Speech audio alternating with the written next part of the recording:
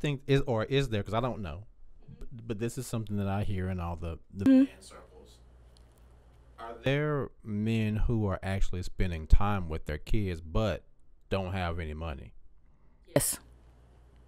And so should they be penalized and not be able to spend time with their children simply because they don't have any money? No.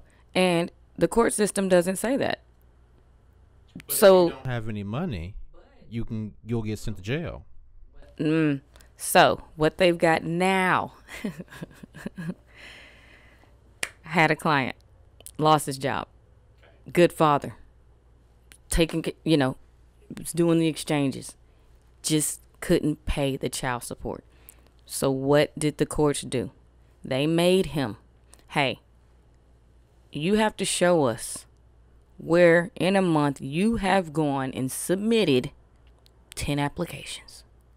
You have to show us you're at least trying to get a job. You do that, we're not going to put you in jail. If you don't do that, well, you're not trying, you're going to jail. So they are now trying to, okay, look, we're trying, but you got to show that you're making an effort to get a job. Just the woe is me, no, they're not going for that. But this is now. And when I tell you now, I mean in like the last 3 years. Well, I being someone who's on here on YouTube, and I get so many of these comments, I have to play devil's advocate sometimes. With me, my daughter, I had to pay child support for many years, and it was for my daughter, and that was it. And it was like $600 a month. And I picked her up and took her to school every day, and she came home with me, and then I would take her to her mom's house, and she would spend every other weekend with me. And like I did everything. So when I hear men, Oh, go ahead. okay, Yeah. yeah, when I hear men complaining, I'm usually like, dude, I really don't give a fuck about you complaining, because as men, we have a responsibility, and you should handle your responsibility. I handle mine. I didn't cry about it. I did what I was supposed to do, and was above and beyond that. And it's still a good father for my daughter, even though she's in Arizona. We still talk. But a lot of these men, I feel like, are complaining about shit that they shouldn't be complaining about. Especially when I hear cases of these dudes that really only have to pay like $20 or $50 or $100, and I'm like, Don't realize, and the mothers don't realize, especially in Tennessee, it's not like it used to be. They changed the whole child support model. It's based off of both parents' incomes. really? It's an income shares model. That's not how it was. Oh, I know. I know. It changed, I want to say, in maybe 2008 or maybe later, but no. So now it is a computer system. Both parties have to put in their income. And if one party comes in, let's say mom comes in. I had this happen. I got my client. He's working full time. Mom's like, well, I don't have a job. I'm like, she's capable of working. There's nothing wrong with her. She's voluntarily unemployed. The judge said, I'm imputing her income.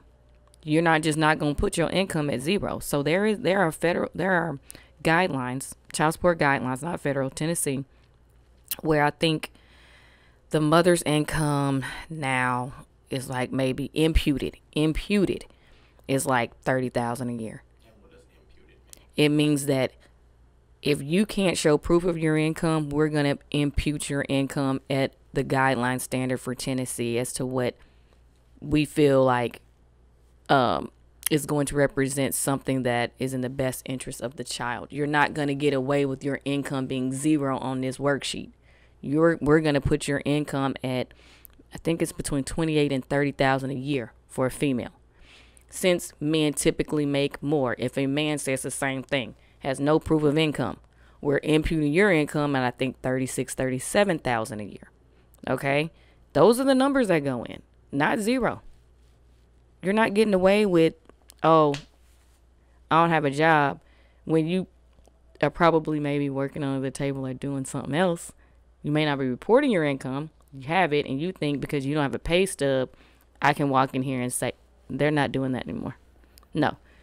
Both parties, they put the income down. From there, The next step on the worksheet, and this is a computer system. This is not the judge coming up with a number. So you have your incomes. Then they look at how many days you each have the child. That's why it's so important. I tell men all the time, file the petition to get parenting time. Even if it's the standard 80 days, which is every other weekend, 2 weeks in the summer, split the holidays, right? At least do that so they'll have 80 days beside your name versus 30. Okay? Because you can't prove that you got the kid more than 30 overnights. And okay, because every 10 days over that standard 80 lowers your child support. So if, let's say, both parents are making $45,000 a year and they each have the child 182.5 days a year, because that equals to 365, guess what their child support number is? 0. Because they're both spending the money equally throughout the year. Correct. How often does that shit happen? A lot. Really? When the father petitions. How often does the father petition? See, a lot of fathers don't know to do that. They think because they're going to child support court that also means that they're going to get a parenting plan. No, those are two separate petitions. So child support, the state will swoop in, and mom has gone, to the state and said whatever, and they'll swoop in and file a petition against dad for child support. They don't do the parenting plan. So dad is thinking, and I see this 99% of the time. They're like, they taking child support, but I still can't see my kid. My first question, did you file a petition for parenting time? No, I didn't know I was supposed to do that. They don't have to give you any time. They don't have to, they're not going to come up with a parenting plan for you. Okay, now some courts will just automatically put that father at 80 days, even though there's no parenting plan. But if dad files a petition, hey, I want to see my kid 4 weeks out of the summer. I want the summer. I want 4 weeks in the summer. I want the split holidays. I want, every other holiday, split the breaks. And I want every other weekend. He's already over 100 days. Easy. Why don't they tell guys that? Don't tell them that. So They're not. Because they claim that's legal advice. okay. But I'm not saying it's right. It just